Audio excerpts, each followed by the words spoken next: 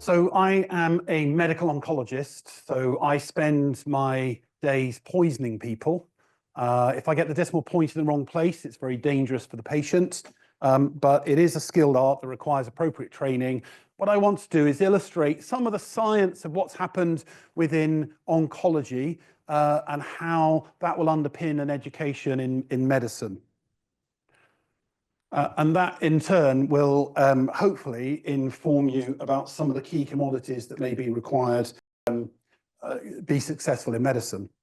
So what I'm going to do tonight is talk about some of the key attributes of what makes a good doctor, and I'll talk about some of the accidental discoveries that change the lives of patients, and some of them are very significant. So here is the enemy. This is a cancer cell, and we have to think about how we interact with this cancer cell at the level of a receptor, at the level of a single gene, at the level of a single molecule, at the level of the cell, how that cell interacts with other cells nearby. We need to think about how that system functions, say as the cardiovascular system, and we need to think about how the patient is as a whole. But beyond the patient, we need to think about how that patient fits into a structure we call society. What is the financial, psychological, social, familial impact that the cancer diagnosis may have? So constantly we're thinking at all of these levels. So what exactly is cancer? Well, it's characterized as a series of features whereby there is a loss of regulation of processes within a cell, within a body system that then spreads to other parts of the body. In fact, you need to have 1 billion cells before it is clinically detectable. So by the time your cancer can be felt or detected, there's already so many cells, it's likely that it may have spread. And there lies the issue and the challenge that we have. So on the planet, we know that cancer predates the human race. In fact, ever since there's been DNA, there's been cancer. And there's evidence from the Jurassic period in dinosaurs that there are cancer cells present. So in fact, plants get cancer. Wherever there's DNA, cancer can exist. We know that the ancient Egyptians had orthopedic knowledge similar to the Victorian England. But here in the Ebers Papyrus, there is a depictogram which actually indicates that they understood about breast cancer. So 5,000 years ago, breast cancer had been identified. But there were a number of discoveries. So the introduction of the light microscope allowed a descriptive language to begin to permeate the terminology that we use. The French describing the lumen was because of the light coming through, whereas the lumen is the interior part of a blood vessel seen under the microscope. So many of the words we use have been derived from a descriptive language. But for the first time, we could look inside the human body and actually see cancer. Of course, it remains our enemy. So how have scientific discoveries actually impacted? Well, you know, here is a depiction of what surgery was being done for breast cancer. Of course, in 1666, this is many years, if not hundreds of years, before the discovery of anesthesia. So you can imagine what this was like. But the notion of cutting away the cancer was an early intervention. We know that John Hill was involved in recognizing that there were factors that increased the risk of cancer. So he had a discovery linking tobacco to the development of lung cancer. So we've known that since 1761. Why is it that our politicians haven't yet acted on that information? Well, there's a question for tomorrow. But here, Percival Potts also recognised that if you are exposed to chimney soot, particularly if you're a chimney sweep, then there was an association with developing cancer of the scrotum. So here were some of the first descriptions that certain exposures to certain chemicals increased your risk of developing cancer. Now, William Halsted developed the first operation of a mastectomy.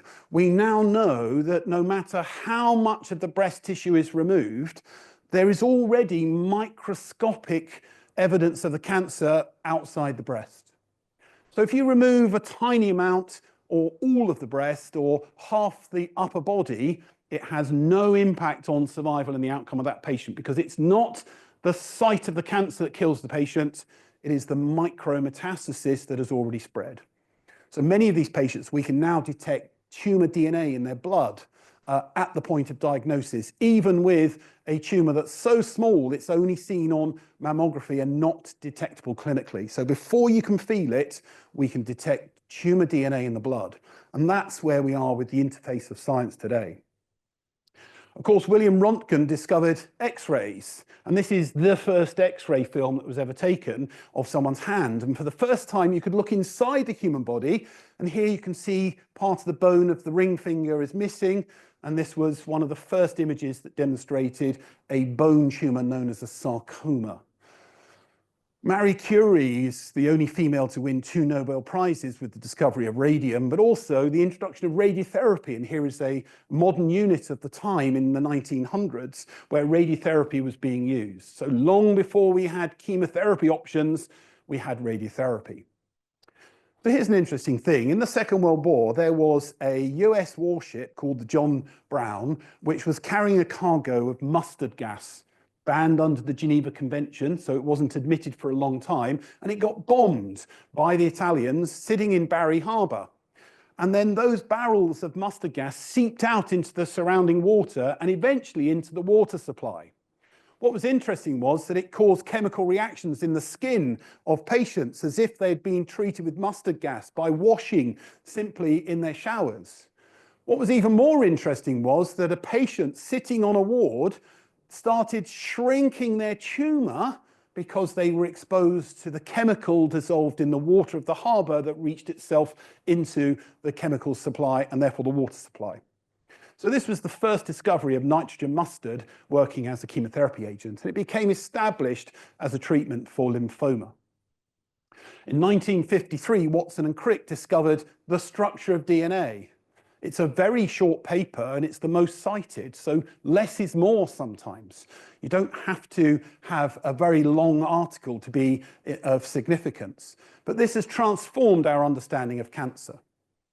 Barney Rosenberg, working at the University of Chicago, had an interesting notion. He said, if you look at the mitotic spindle, which is the structure used to orientate your chromosomes and then to go through cell division in a process called mitosis, that actually it resembles the iron filings demonstrating the magnetic poles around a magnet. So the magnetic field seems to resemble it. So he had this interesting idea.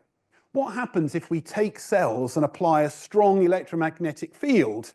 So he did this experiment with a bacteria called E. coli. And what he found was that actually he put these 2 electrodes in and all of a sudden the cells were no longer able to replicate. So instead of dividing, they grew longer. Now, what he didn't realize at the time was that just because he applied this electromagnetic field and the cells stopped dividing, that actually that was cause and effect. What he didn't actually realize was the electrodes that he placed in the growth media were made of platinum. What he was inadvertently doing was putting platinum ions into the growth solution, and it was the platinum ions that were actually toxic to the bacteria. But he discovered a drug called cisplatin, and we now have carboplatin as well in the clinic. So here is a microbiologist who has changed the destiny of more patients with cancer than any oncologist in the history of the planet. And he did that through serendipity and a discovery that he wasn't expecting. So if you want to be a good doctor, you have to have a motivation to discover, do something new. Oncology is at the cutting edge. Everything is new.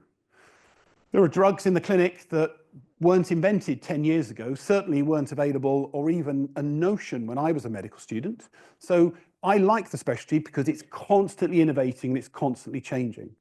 You have to be able to research new things and have an attention to detail to try and evaluate. And you need to have a passion to learn. If you have those commodities, then you've made the right start. So what about normal cells? Well, in normal cells, everything is pretty well regulated. If it's growing too fast, there'll be a mechanism to slow it down. If it's not growing fast enough, there'll be a mechanism to speed it up. And so everything is regulated. When cells touch each other, they have a contact inhibition.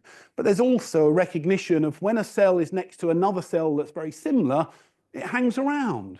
So hence your cells tend to congregate together and you end up with tissues or organs. Here it's gone wrong. This is a cancer where it doesn't care about touching something else, it'll just grow over it. So something has become dysregulated. So why is it that cancer forms? Well, it may be that you have a genetic predisposition. An awful lot of cancer in children is driven by genetics. But for the rest of us, it's determined by some kind of environmental factor.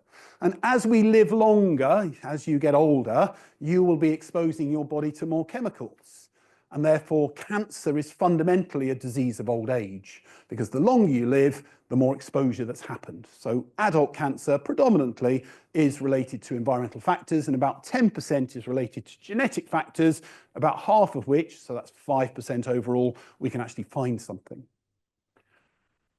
But there are chemicals that will cause cancer. The most significant risk is the exposures to tobacco. If you consume tobacco, it creates an inflammatory response in your lung.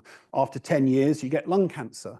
Those 1,500 chemicals that are carcinogens, an agent that will cause cancer, are absorbed into your bloodstream through the lung tissue. So they go round in your blood. They go into your liver, they get processed and made more water soluble. So they then get excreted by your kidney and then they sit in your bladder until you empty your bladder. After 10 years of sitting in your bladder, you get bladder cancer. They're secreted by breast cells into the ducts of the breast, so you get breast cancer. They go out into your pancreatic duct, so you get pancreatic cancer. You get cholangiocarcinoma of the bile duct. They're secreted by the cervix, so you get cervical cancer. So these 1,500 chemicals are trying to get out of the body, and by exposing cells over time, your risk of cancer goes up. So cigarette smoking not only increases your risk of lung cancer, it increases your risk of many different cancers, but fundamentally through inflammation. If you're exposed to radiation, and you're being exposed to radiation right now in the form of light, in the form of the mobile phone in your pocket, in the form of radon, because we live in the northeast and there is natural exposure because of the mining industry. If you are an astronaut, you're exposed to more cosmic radiation. And of course, you'll have medical exposure through having an X-ray. One CT scan of your chest, abdomen, and pelvis is the equivalent radiation of having 600 chest X-rays. And one chest X-ray is the same as eating 100 bananas, because every banana is radioactive. The potassium in it is radioactive. You can't excuse yourself from exposure to radiation. But this has been well characterized because we have very controlled medical exposure, but we also have some historical events where a number of people were exposed to very high single doses, and then this resulted in a number of cancers developing later. But what about infections? There are lots of characterized infections, most significant of which would be the human papillomavirus. Many of you in the room may have been vaccinated against HPV 16 and 18, and this will significantly reduce the risk of developing HPV-related cancers, such as of the oropharynx, of the larynx, of the esophagus, or indeed of the anus or cervix. So there are protective effects from vaccination. There are lots of people in the world that have been infected with hepatitis B or C, and after 20 years, they have an increased risk of developing liver cancer. We don't yet know whether COVID-19 significantly increases your risk of cancer, but when the pandemic was happening, if you knew then that after 15 years you had a much higher chance of getting cancer, would you have had the same attitude to it's only flu-like? Would your attitude to exposure to a virus be the same if you had that information? Most of the science suggests it's less likely that COVID-19 will have an associated risk, but there are coronaviruses that do, but it's likely that it won't. And the reason is that many of these situations cause inflammation as the mediating factor. About 30% of all cancers and about 70% of bowel cancers are due to poor nutrition. 5 a day is the campaign to increase your vegetable intake and to maintain your bowel transit time. So through education about diet, we could reduce the risk of an individual. It is difficult because more people are eating ready meals that are prepared with carcinogens in the form of preservatives, and therefore we are exposing our body to higher levels of all sorts of things as opposed to preparing food from scratch, which would have a lower risk. So what we do, and changing your lifestyle, is the single largest impact that you could have as an individual on your own personal risk of cancer. Okay, and these messages are out there, but as a society, we kind of disregard some of them. So what about genetics? Well, in genetics, we know that if you are going to have a exposure to something, and here, for example, as your cells replicate, they are sensitive to the effects of mutation, a spelling error arising within the DNA. If you were to have a single event, one copy of your DNA has been damaged, but you have a good copy that's sitting next to it. In fact, you have a variety of repair mechanisms. You have 3 main mechanisms of repair for your single-strand DNA and 3 main mechanisms of repair for your double-strand DNA. So even though you've got an error, so everybody in the room, you will have more than 1 million cancer cells develop cancer every day in your body because there's a fault in that DNA. But these repair mechanisms will edit that out and repair it for you. So you never actually develop cancer as a syndrome. Of course, if you have a single hit, you've got a good copy, so you don't form cancer. It might be, as those cells replicate, you get another single hit, but you don't develop cancer. So in order to actually develop the cancer, you need to have a mutation in both the copies of the DNA. And statistically, that is a rare event. And consequently, cancer, because of DNA replication, is a relatively rare event. However, if at the point of your conception, you were passed a gene from one of your parents, so one copy in every cell is already damaged with a mutation, and we can do a blood test for that for a number of cancers, then all you need to do is have one hit in any one cell. Now, both strands of DNA are damaged and you develop cancer. So these cause hereditary cancer syndromes, where you'll find that mum, sister, daughter, grandmother, aunt, great aunt have all had breast cancer or ovarian cancer, for example.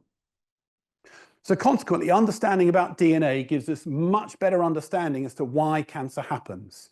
If we understand the etiology, the reason why the cancer happened, we could investigate that in the patient to identify their risk and possibly investigate the family to determine if other members of the family may also have risk. So understanding why something happened is an important skill for a clinician. There is a huge amount of science and understanding about what goes on with cancer. And if you're interested, Google the 10 hallmarks of cancer. But there are 10 key hallmarks, and for each of these hallmarks, we have therapeutic options that we can use to intervene. And I'm going to demonstrate 2 or 3 of them just to illustrate some of these processes. We know that cell signaling is important, and when it goes wrong, it can create a growth stimulus. And therefore, it's imagining that you're putting the foot on the accelerator. We know that there are ways in which the body can communicate. So for endocrine signaling, we have a hormone as a protein that is secreted by an endocrine gland. It enters the bloodstream, it goes to a distant organ, and it has an effect. And hormones work in this way. It's possible you have paracrine signaling, where that cell is secreting a factor, and a cell very near to it will respond. That can create a cluster behavior. You can also have autocrine signaling, where that cell secretes a hormone which binds to the same cell itself and says, do something. So this is autocrine. Cancer is very clever because it can switch this on, which says, go faster, and produce something that will make yourself go even faster. And you end up in this cycle of acceleration. And the fourth type of signaling we see in cells is related through contact. If you have a normal cell, once contact is made, it usually sends a signal to say, switch off, slow down, you've grown. Once your finger's grown to size, you don't want it to carry on growing, you want it to stop. So consequently, every cell in your body is foot on the gas, followed by foot on the brake. However, our understanding is that there are a number of factors, such as hormones or proteins that are produced, that depending on the concentration or depending on the combination, it will produce a different effect. So here you can have the same hormone, but in a different context, and it has a completely different effect. So adrenaline, for example, will have an effect on the heart to cause it to speed up. But when it has an interaction with your eye, it causes your eye to dilate. So consequently, it can have a different effect in different parts of the body. So we need to be able to understand the physiology of a cell. We need to be able to understand the biology of the cell and how it's going to interact. So consequently, these are sciences that underpin your study in medicine. But in the molecular study of science, what we have is a very, very carefully regulated signal transduction pathway. That means that there is a molecule that is in your blood, it binds to a receptor, and then that receptor has a magnification cascade to magnify its effect. So it might be that something binds to the cell and it has an output that says grow, proliferate, divide, switch off. And these are pretty complicated processes. So it's a bit like the underground tube map in London. And if you've watched Jurassic Park, nature finds a way, because we now have drugs that can switch off, using this analogy, an individual tube line, or we can switch off an individual station, to continue that analogy. And what you find is, if that happens in London and there's a tube strike at that station, you can bypass it usually. So nature finds a way. So although we've got interesting drugs to interact with this, cancer is even more clever and it subverts that and overcomes it. So we know that cancer cells fundamentally will have sustained proliferation. They are going to grow and grow and grow, and they just never stop. They never ever switch off. Some of them grow incredibly rapidly. Small cell lung cancer has a doubling time of about 16 hours. So 1 kilogram of cells in the lab becomes 2 kilograms of cells in less than 1 day. That's inside the human body and growing. Now, there are other factors that limit the rate of growth, but sometimes the growth of cancer is enormous. So understanding cancer is fundamentally about understanding the molecular biology, because this is our target. This is our enemy. We understand about the cycle of the cell.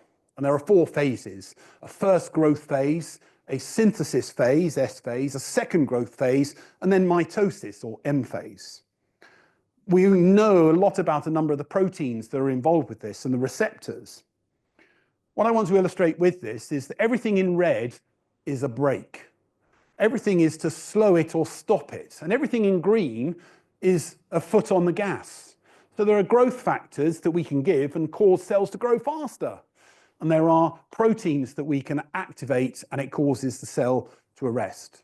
So if your cell has become damaged, say your DNA has developed a mutation, your cells switch and go, I need to take a pit stop. I need to hit the brake. I need to stop, go and do my repairs, and then I can start up again. So if you have a failure in that checkpoint, what you'll find is it just carries on growing. There's no opportunity to do the repair. So as a result, the cell continues unchecked, and eventually it will grow into a larger cancer. So here is the mitotic spindle with the chromosomes aligned, and the actin cytoskeleton has been stained in red. But we understand more and more about what happens with these structures inside the cell. Here's an example of the microtubule network. So the way to think of this is it's a bit like a railway network inside your cell. And what it does is you can have vesicles, which are like little envelopes of protein or a substance that are transported along this railway network to the other end. But we can interact with this network and use a drug, in this case something called combretastatin disodium phosphate, A4. And this was discovered because it's used by the Zulu warriors. They dip their spears in a broth made of this bark of the Combretum caffrum tree. And what you find is it's poisonous. And if you give it to a tumor, it will destroy the blood supply of the tumor. So here is a tumor, which is a human tumor growing in a mouse. And here is a second tumor and it's been given a 10% of the maximum tolerated dose of this agent. And it has destroyed the middle 95 to 98% of the tumour by destroying the blood supply of the tumour. What a fantastic thing that you can actually switch off so much of the cancer in one simple injection that is non-toxic to the recipient. The problem being is we give chemotherapy and the cancer shrinks and we go, aren't we doing a fantastic job? The problem is that your cancer is made up by a myriad of cells. Yes, there's cancer cells, but there's also blood vessel cells. There are blood cells themselves, such as lymphocytes and macrophages, pericytes, fibroblasts. So when you give chemotherapy and the tumour shrinks by 50%, what exactly have you killed? So you have to be remembering that we need to be careful that we don't study one cell in the lab in a false system, that in the complex system of the human body, there is a complex interplay between all of these cells. So if you give chemotherapy, we now know that actually sometimes it's these other cells that are being damaged, but because the tumour cells are dependent on them, it has a cascade effect and we pat ourselves on the back, but actually we were killing something that we didn't realise. So our understanding is still limited in some situations. So sometimes we need to think more carefully. Now, no cancer can grow beyond 1 millimetre cubed without evoking a blood supply. And your blood supply will be subverted by cancer and it will cause blood vessels to grow. Now, this is a normal mechanism. When you cut your finger, you want to plug that hole with platelets and then fibrin as a clotting factor, and then you want to be able to repair the blood vessel, but you want it to stop growing instead of becoming a big lump. So you want to switch on the blood vessel growth quickly and then switch it off. Angiogenesis, angio, blood vessel, genesis, the new generation of, is a key feature in the menstrual cycle. Here is a tissue that is hyperstimulated to grow. So it can grow up to 25 millimetres in a few days. And then if implantation of a fertilized embryo doesn't happen, the whole thing is shed as menstruation. So the uterus is constantly going through foot on the gas, foot on the brake, foot on the gas, foot on the brake. Okay, and it's doing that all the time. It's possible to go wrong, and that can therefore result in endometrial cancer. If we stimulate it more by giving the person estrogen because they are postmenopausal, then that can also increase the risk. So blood vessels are required for sustaining growth. If you scratch an area of skin, within 60 hours, the number of blood vessels has dramatically increased as part of the healing process. And you can tell that's going on because if you burn yourself, for example, it all goes lovely and pink where there's new blood vessels developing. So cancer is very clever. It will cause blood vessels to grow towards it and to deliver more blood, oxygen, and nutrients. So a hormone known as vascular endothelial growth factor, or VEGF, or VEGF, is present in a large number of cancers. By knowing this, we can interact with this molecule and prevent it from working. So we can develop antibodies that bind to it. That is a drug called bevacizumab, or Avastin. It's one of the expensive drugs we use. It's about £8,000 per dose, and patients get it for 15 months. Or we can actually bind to what's called the intracellular tyrosine kinase domain with other drugs, such as sorafenib. And again, this is in tablet form, and we can interact and stop blood vessels from growing. So by understanding the fundamental biology of the cancer, we can devise a therapeutic strategy. But we know that some cancers have more mutational load. There are more errors in the DNA. And the one that's the best example is skin cancer in the form of melanoma. Astrocytoma, which is a form of brain cancer, has very little mutational load. I'm very interested in ovarian cancer. We're kind of in the middle. So anything to the left of this, a therapeutic strategy that I'm going to mention, doesn't really work. But to the right, it's really interesting. And this has led to the discovery of something called immunotherapy. The way to think of immunotherapy is that a checkpoint inhibitor, that's what I'm talking about, is where your cancer is really clever. Most of you are familiar with Harry Potter. Imagine your cancer cell wearing a cloak of invisibility. If you activate a molecule called CTLA4 and it binds to an antigen presenting cell, it will inactivate the T cell that was sent to kill it. So your cancer cell is hiding itself from the immune system. If you devise an antibody treatment that binds to CTLA4, it prevents the binding to the antigen presenting cell. The T cell is activated and it's pretty good. They are called killer cells, aptly named. It will kill the cancer. So here's a drug that activates your immune system, prevents the cancer from hiding away, and it will kill the cancer for you. And many, many patients are now on immunotherapy because this is a really exciting domain. There's a similar molecule called the programmed death ligand, PDL1.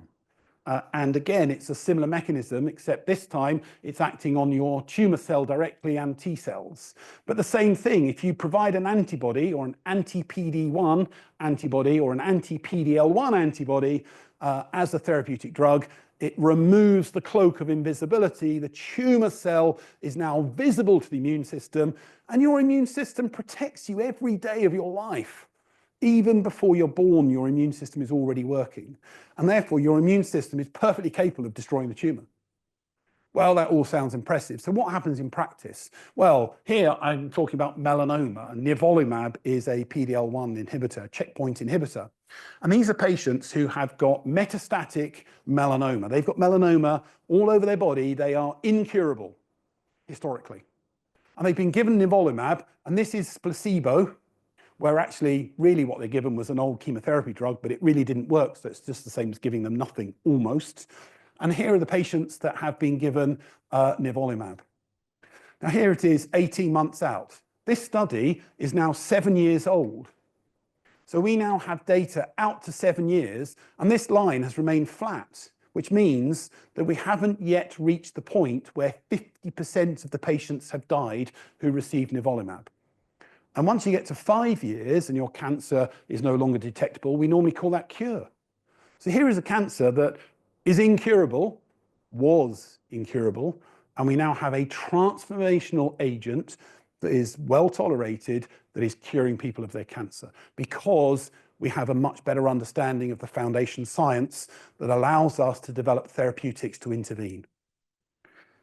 In ovarian cancer, many of the patients have abnormalities in genes called BRCA, breast cancer. Actually, we know it increases your risk of breast cancer, ovarian cancer, pancreatic cancer, bowel cancer in men and women, endometrial cancer. If you have a course of chemotherapy, chemotherapy induces single-strand breaks in your DNA.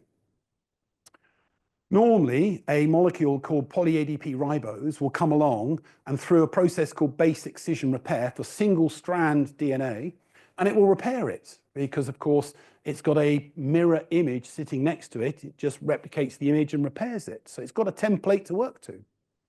But if you put them onto an inhibitor of this protein called a PARP inhibitor, first one of which was discovered in Newcastle University, and it's now called rucaparib, discovered here about 100 meters from where you're sitting. That went into clinical trial about 15 years ago. What happens is that if you do not repair that single strand, when that cell replicates, it will cause a double strand DNA break. And if you have someone who has a BRCA mutation, they have a defect in their homologous recombination pathway. So in other words, you induce this double strand break and the cell can't repair it. So the cell commits suicide. It kills the cell. So these are interesting ways of producing selective lethality in the cell that has the abnormality. So we now screen patients with ovarian cancer for their BRCA status, both in the tumor and also in their blood. So we can know whether it's in the tumor itself or whether it's in their blood because it's a familial inherited syndrome.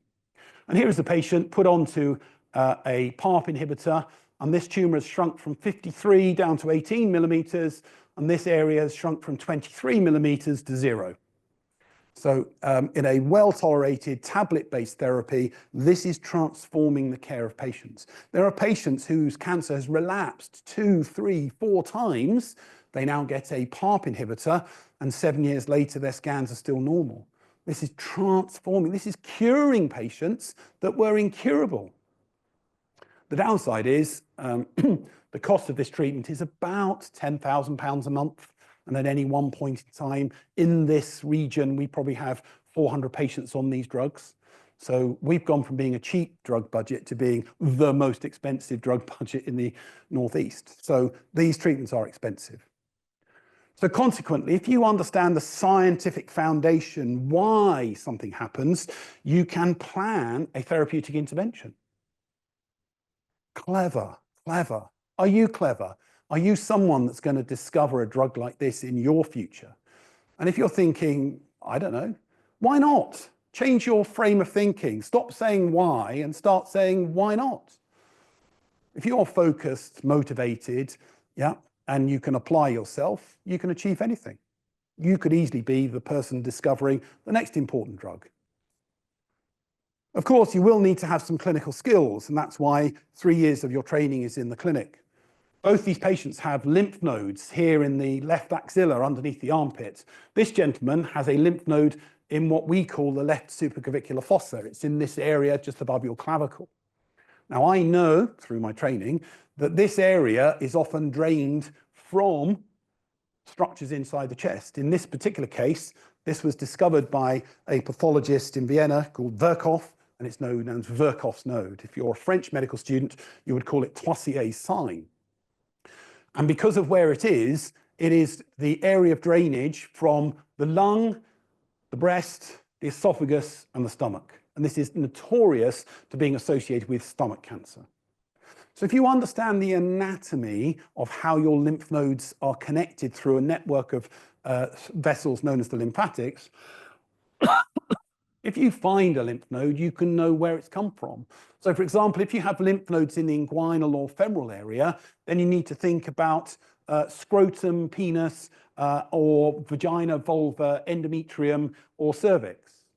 Testes and ovaries are connected differently. They go up to lymph nodes in the back of your tummy, so they don't present in that area. So by understanding the anatomy, you can deduce where something may have spread from. So consequently, part of your study will be about learning anatomy. Of course, for younger women of a certain age and until they enter breast screening, self-examination is an important way of detecting cancer. Of course, in men, there are barriers to sometimes overcome because men have their head in the sand all the time, and a number of sportsmen have lent themselves to education programs to change that attitude. So again, self-examination is an important way of getting to know what's normal. So it illustrates that even as a clinician, you will need to be a teacher. You will need to teach your patients. You may need to teach society and actually educate them through preventative measures. These two patients are identical twins. The patient on the left has had a breast operation where he's had a lumpectomy. He's had breast cancer as a man. He's also had an operation in his tummy. He's had bowel cancer. And both of these things are associated with an abnormality in the BRCA2 gene. About 200 men per year are diagnosed with breast cancer. It's treated exactly the same as females, same chemotherapy, surgery, radiotherapy, and hormones, but most of them have a defect in BRCA2. So if you have somebody as a male breast cancer, the likelihood of finding a genetic predisposition syndrome is very high. And his identical twin, who has the same DNA as him, of course, has had a mastectomy. This discoloration is due to the radiotherapy that he's had, and both of them are now on tamoxifen. So understanding genetics and family history may be important. So your ability to take a medical history is a vital part of the investigation to obtain a diagnosis. But your clinical skills of observation are important. Now, this particular patient has an abnormality in his finger known as finger clubbing. And there are 4 features. There's increased curvature in a longitudinal and transverse plane. There's increased soft tissue swelling, giving it a clubbed appearance. If you were to do this with your fingers, you will normally see a diamond shape, and that nail fold angle will be lost in finger clubbing. And the 4th feature is something called nail fold fluctuance, where you press on one side and it pushes out on the other. Now, that is a feature that can be associated with certain cancers. So you've got a nice list of cancers that can cause this. But the second feature he has is that there is wasting of his muscles of the hand. So when you understand the anatomy and the neurology of it, it is the same on both sides. And I know that that is the first thoracic root of the spinal cord. And the first thoracic root is an area where your first thoracic vertebra is a favored site of metastasis from a lung cancer. And because finger clubbing can cause lung cancer, it is more likely to cause a certain type of lung cancer. So simply by observing the hands of this patient, it is most likely he has a diagnosis of squamous cell cancer of the lung that has metastasized to his first thoracic vertebra, causing bilateral symmetrical wasting of the small muscles of the hand and finger clubbing. That is requiring a commodity called experience. And therefore, your experience will be a lifetime assimilation of patients that you interact with. And therefore, your experience allows you to short circuit and make a faster diagnosis because it is pattern recognition. When you're learning for the first time, it seems impossible. But that's why training in medicine actually doesn't stop at the end of year 5. It is continuing and is lifelong. Every day is an opportunity to move up one rung in your ladder of lifelong learning. So what about palpation and where we examine the patient? You learn clinical skills of how to feel the tummy, to recognize abnormality, in this case palpating the liver, measuring the liver edge and the span and the size of the liver. You'll learn techniques such as percussion, where you are using a tone to sound, is the structure underneath resonant or dull? And you can use that to interpret the findings that you've found already. So your clinical skills and your ability to examine a patient will be a foundation stone of your future career. If you short circuit your skills, the rest of your medical career will stumble. So never neglect your clinical skills. So here's a quick test. I know you're not doing medicine, and this will be a foreign language to you, but where in the lungs do you think you might find birds' fanciest lung? That's particularly found in the northeast because of the pigeon races. Where in the lung might you find tuberculosis? Okay, this stumbles even advanced medical students, because what they try and do is learn a big long list of things and try and remember where in the lung they happen. What I want to do is illustrate a way in which information processing can help you. In your lung, you have two key processes. One is the ventilation. You need to get air, oxygen in particular, to every part of the lung. And perfusion. You need to put blood into every part of the lung, because that blood is going to absorb the oxygen and transport it around the body. Is everybody happy with that so far? In your lung, the air, it's easier to get your air into the upper part, and it's a bit harder to get it into the lower part because it's further away. In terms of your blood, your heart sits in the middle. So to get blood into the upper part of your lung, it has to overcome gravity. And to get it into the lower part of the lung, it's a little easier. So here's the core principle. If you have something in the lung, okay, in the upper part, you will ventilate it a little bit better than you perfuse it. In the lower part, you will perfuse it a little better than you ventilate it. Are you happy with that principle? So what we could do now is say, well, tuberculosis. Tuberculosis is due to Mycobacterium tuberculosis, and that is inhaled. So if you inhale something, where's it going to go? Well, you ventilate better up here than you perfuse, so maybe it'll go to the upper part, and that's where you find the main focus of tuberculosis.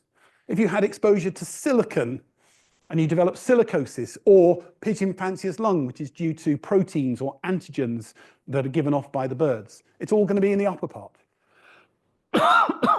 So if you have a metastasis, by definition, the spread of cancer is blood-borne. But in your lung base, you're more likely to have better perfusion than ventilation. So where in the lung do you think you're going to find lung metastases? Most likely in the lung base. This illustrates that if you now look at a chest X-ray of somebody and you notice that there are lots of little nodules, they are not present in the upper part, but they are present in the lower part. Those are blood-borne metastases in an 18-year-old who has a tumor in his leg.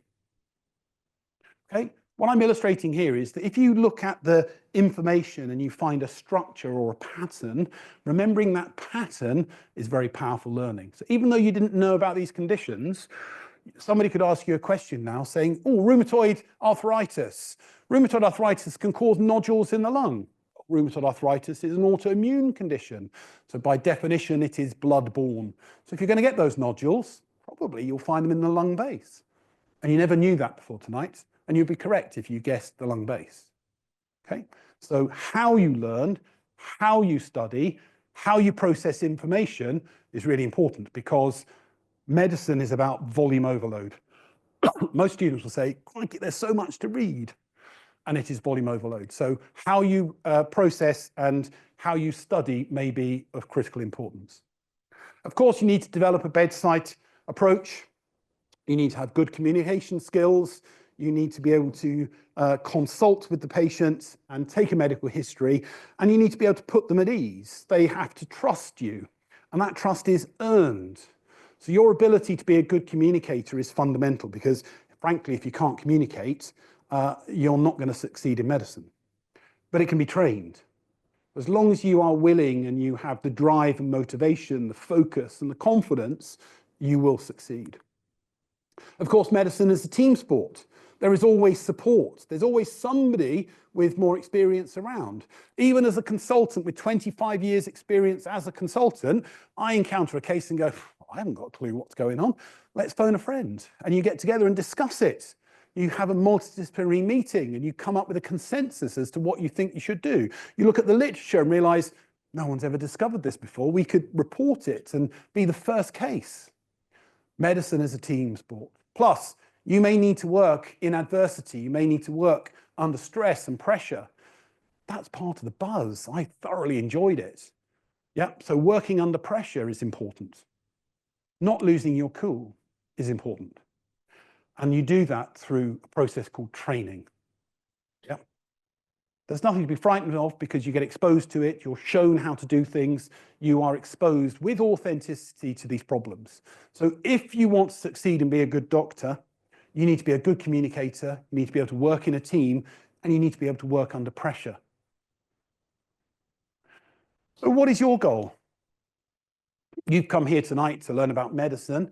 I'm teaching you a little bit about cancer and illustrating some features that perhaps you will need as attributes to be successful. But what exactly is your goal?